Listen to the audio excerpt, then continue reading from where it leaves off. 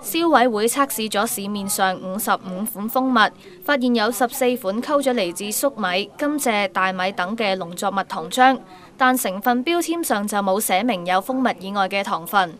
當中新西蘭同埋澳洲進口最貴賣到500蚊一樽嘅麥盧卡蜂蜜，8個樣本都溝咗糖漿，但就測試唔到溝糖嘅比例。消委會又指麥盧卡蜂蜜聲稱可以舒緩呼吸道感染同埋對抗幽門螺旋菌，可能觸犯咗不良廣告醫藥條例，已經轉交衛生署跟進。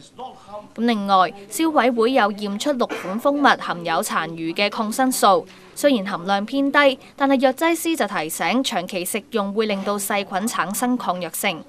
而另外6款就驗出含有農藥，由10微克至28微克不等，含量低於歐盟上限，相信風險不大。